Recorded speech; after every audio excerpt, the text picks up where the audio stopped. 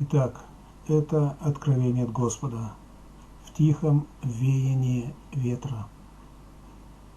Так говорит Святой Дух Божий. Осия 6.3. Итак, познаем, будем стремиться познать Господа, как утренняя заря явления Его, и Он придет к нам, как дождь, как поздний дождь оросит землю.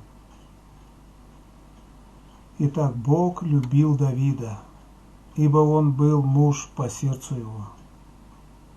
Деяния 13:22. Нашел я мужа по сердцу моему, Давида, сына Иисеева, который исполнит все хотения мои. Давид, защищая Израиль, совершал по воле Божьей войны Израиля и с помощью Бога одерживал победу над врагом. 1 Паралипоменон 17:7-8. И теперь так скажи рабу моему Давиду. Так говорит Господь Саваоф. Я взял тебя от стада овец, чтобы ты был вождем народа моего Израиля, и был с тобою везде, куда ты ни ходил, и истребил всех врагов твоих пред лицем твоим. И сделал имя твое, как имя великих на земле.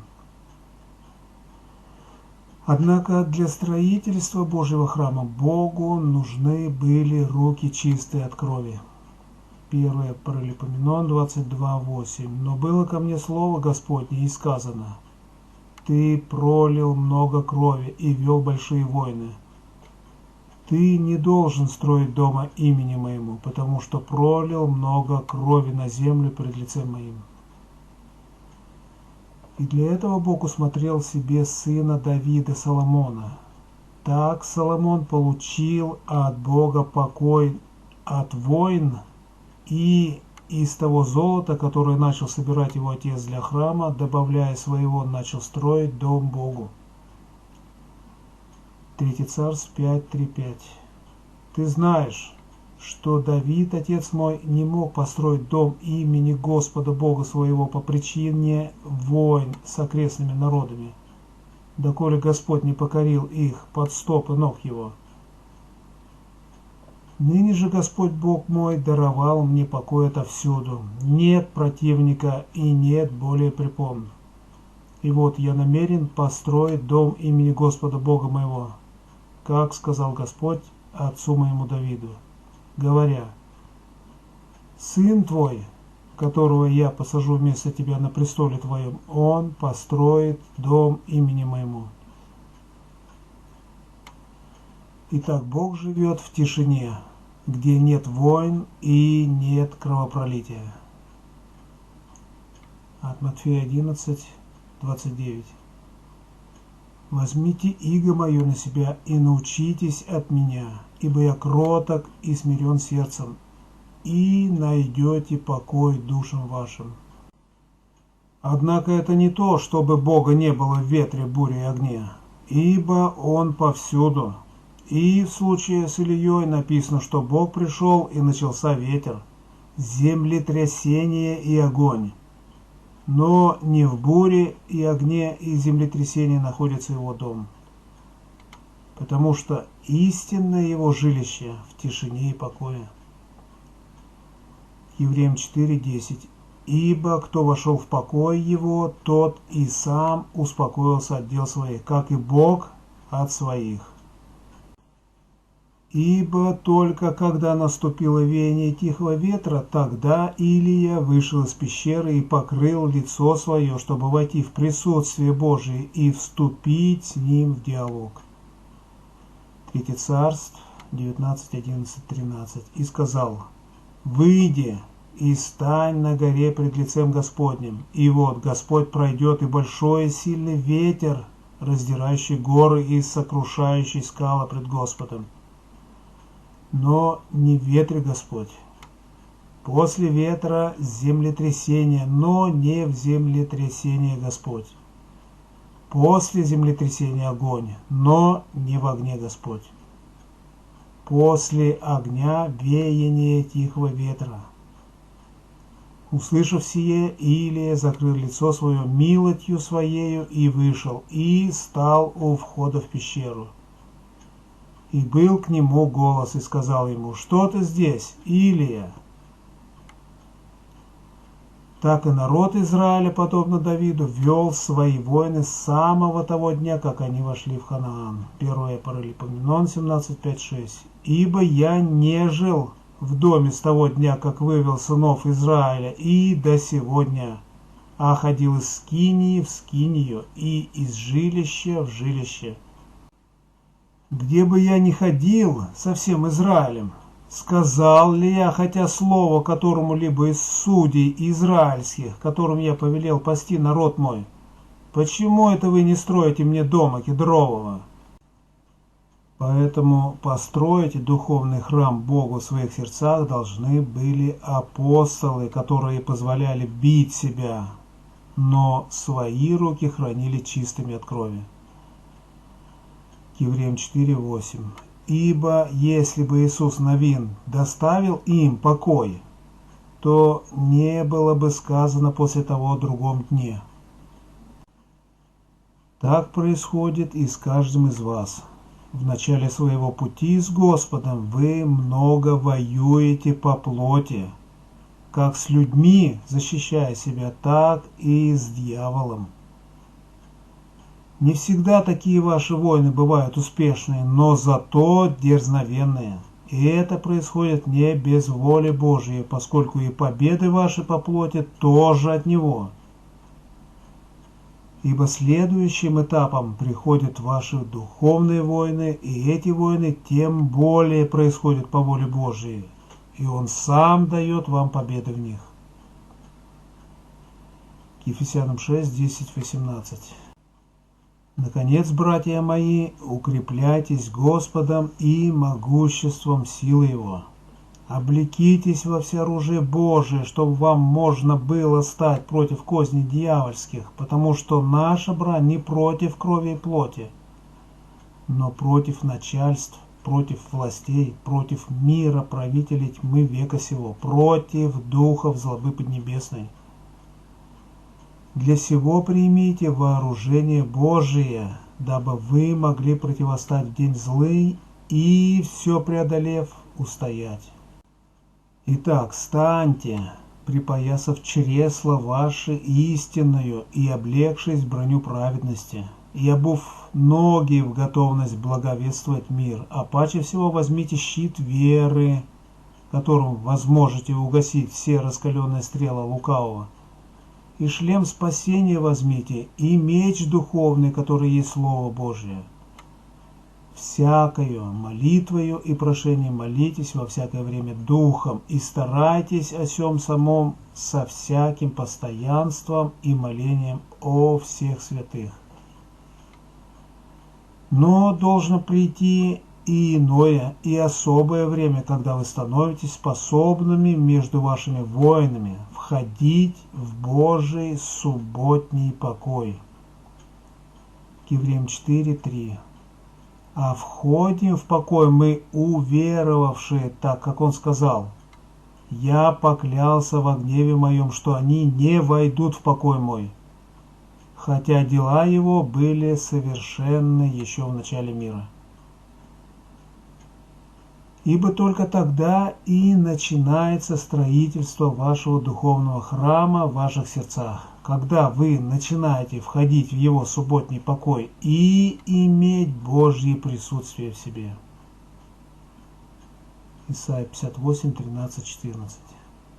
Если ты удержишь ногу твою ради субботы от исполнения прихотей твоих во святой день мой, и будешь называть субботу отрадою, святым днем Господним, чествуемым, и почтишь ее тем, что не будешь заниматься обычными твоими делами, угождать твоей прихоти и пустословить, то будешь иметь радость в Господе, и я возведу тебя на высоты земли, и дам вкусить тебе наследие Иакова, отца твоего. Уста Господни изрекли это. Ибо все, что происходит до этого, это только заготовка материала и накопление золота для строительства вас Божьего дома. 1 Паралипоменон 29.2. «Всеми силами я заготовил для дома Бога моего золото для золотых вещей и серебро для серебряных, и медь для медных, железо для железных и дерева для деревянных. Камни оникса и камни вставные, камни красивые и разноцветные, и всякие дорогие камни, и множество мрамора. А посему всем вам надобно старательно исполнять заповеди Божьи, чтобы вам не только вести ваши духовные войны, но и практиковать ваш субботний покой». Евреям 4.1. «Посему будем опасаться, чтобы, когда еще остается обетование войти в покой его, не оказался кто из вас опоздавшим». Так Соломон возрастал при своем отце Давиде, в то время как Давид вел свои войны и заготавливал материалы и золото для храма его Богу. Но все шло к тому, что сыну нужно было возрастать, а отцу стареть и умоляться. Ибо именно Соломону надлежало обрести для его земли Божий покой и построить дом Богу, в то время как воинствующему Давиду приходило время отойти. 1 Паралипоменон 17.11. «Когда исполнятся дни твои, и ты отойдешь к отцам твоим, тогда я восставлю семя твое после тебя, которое будет из сынов твоих, и утвержу царство его». Так Соломон был прообразом Иисуса Христа, который должен построить дом Богу Отцу, и Отец утвердит его престол навечно. 1 Паралипоменон 17.12.14. «Он построит мне дом, и утвержу престол его навеки. Я буду ему отцом, и он будет мне сыном. И милости моей не отниму от него, как я отнял от того, который был прежде тебя. Я поставлю его в доме моем и в царстве моем навеки, и престол его будет тверд вечно». Таким образом, строящие Божий дом его покоя прежде всего должны сами познать и войти в его покой. Евреям 4.11. «Итак, постараемся войти в покой онный, чтобы кто по тому же примеру не впал в непокорность».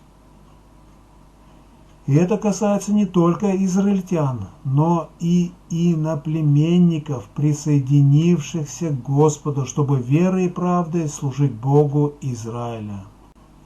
Исайя 56.6. «И сыновей иноплеменников, присоединившихся к Господу, чтобы служить Ему и любить имя Господа, быть рабами Его, всех, хранящих субботу от осквернения ее и твердо держащихся завета моего». Так, когда Иоанн Креститель указал ученикам на Иисуса Христа, тогда они пошли за Ним. И когда Он спросил их, что им надобно, они сказали, что они хотят знать, где Он живет. Тогда Господь пригласил их к себе и сказал им пойти с Ним и посмотреть. И таким образом они не только увидели, где Он живет, но и пробыли там с Ним целый день. От Иоанна 1, 36-39. «И увидев идущего Иисуса, сказал: вот Агнец Божий». Услышав от Него сии слова, оба ученика пошли за Иисусом. Иисус же, обратившись и увидев их идущих, говорит им: что вам надобно? Они сказали Ему: Рави, что значит учитель, где живешь? говорит им: пойдите и увидите. Они пошли и увидели, где он живет, и пробыли у него день тот, было около 10 часа. После чего эти двое, побывавшие у Иисуса, сразу стали его свидетелями. Ибо Андрей поспешил засвидетельствовать своему брату Симону, что они нашли Мессию. От Иоанна 1, 40-41. Один из двух слышавших от Иоанна об Иисусе и последовавших за ним был Андрей, брат Симона Петра. Он первый находит брата своего Симона и говорит ему: мы нашли Мессию, что значит Христос.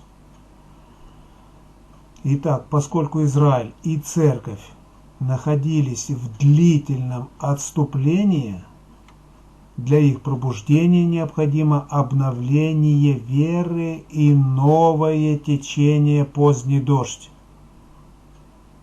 Иоиль 2:23. «И вы, чада Сиона, радуйтесь и веселитесь о Господе Боге вашем, ибо Он даст вам дождь в меру, и будет ниспосылать вам дождь ранний и поздний, как прежде».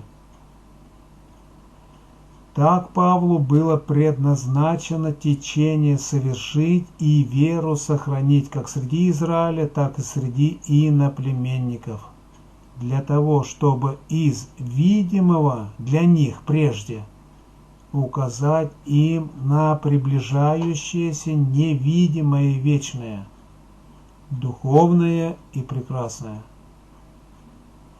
Но они не захотели принять невидимое, предпочитая видимое, а посему утратили и видимое присутствие Божие. То есть они утратили и храм, и свою землю. 1 Паралипоменон 17:10. В те дни, когда я поставил судей над народом моим Израилем, и я смирил всех врагов твоих, и возвещаю тебе, что Господь устроит тебе дом. Так и нынешним свидетелям Бога последнего времени предназначено взыскать для народа Божьего поздний дождь от Господа, чтобы оживить сухие кости Израиля. И не только для Израиля, но и для отступившей и презревшей Израиль и Божьи заповеди Церкви. Иезекииль 37:7-14.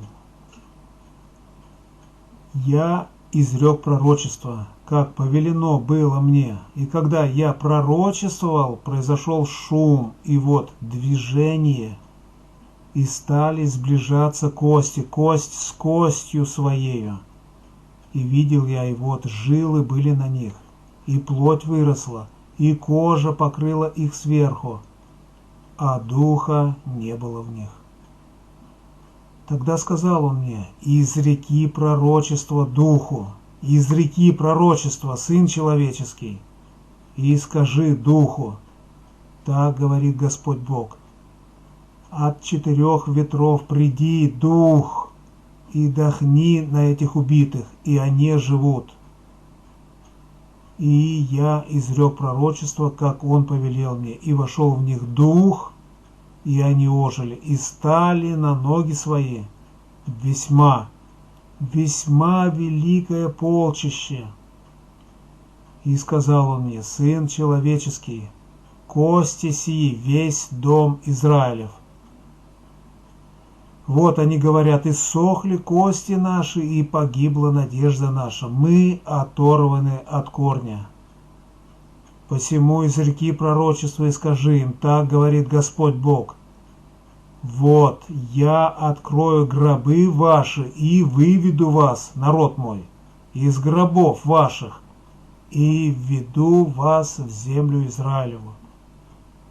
И узнайте, что я Господь, когда открою гробы ваши и выведу вас, народ мой, из гробов ваших, и вложу в вас дух мой, и оживете, и помещу вас на земле вашей, и узнаете, что я, Господь, сказал это и сделал, говорит Господь. Ибо пробуждение церкви и пробуждение Израиля – это и есть новое течение и обновленная вера. И совершают ныне это течение пророки и проповедники последнего времени, которые поворачивают сердца народа к заповедям Божьим, к Израилю и к Богу Израиля. Захария 10:1. Просите у Господа дождя во время благопотребное. Господь блеснет молнией и даст вам обильный дождь, каждому злак на поле. Итак, народ мой, смотрите за собою и исследуйте свою внутренность согласно моего Писания. Есть ли там у вас отделенное время для святого субботнего покоя? Есть ли в ваших сердцах любовь к вашим братьям по вере израильтянам? Вмещаете ли вы и принимаете ли этот последний дождь для оживления ваших сухих костей? Или в вас, кроме ваших войн, ничего более не вмещается? Проверьте себя сами. Попробуйте обличить любого христианина, сидящего в церкви, и вы сразу увидите, какой внутренней тишиной он обладает. Из этого и делайте вывод, есть ли там внутри Дом Божий. И не соблазняйтесь тихому и вкрадчивому голосу таковых, ибо там менее всего находится Божьего покоя. Большинство из нынешнего народа моего так закостенели, что их уже не может размочить никакой дождь. Поэтому они не способны сокрушаться и каяться в том, что отвергли мои заповеди и стали исполнять заповеди человеческие. А посему таковые точно не войдут в покой мой. Евреям 3:18. Против кого же клялся, что не войдут в покой его, как не против непокорных? А вам, возлюбившим меня и искренне ищущим меня всем сердцем, я, ваш Господь, говорю: стремитесь познать своего Господа и поспешайте войти в мой покой, ибо это время поистине скоротечно. Книга Осия 6:3. Итак, познаем, будем стремиться познать Господа, как утренняя заря явления Его, и Он придет к нам, как дождь, как поздний дождь оросит землю. Аминь.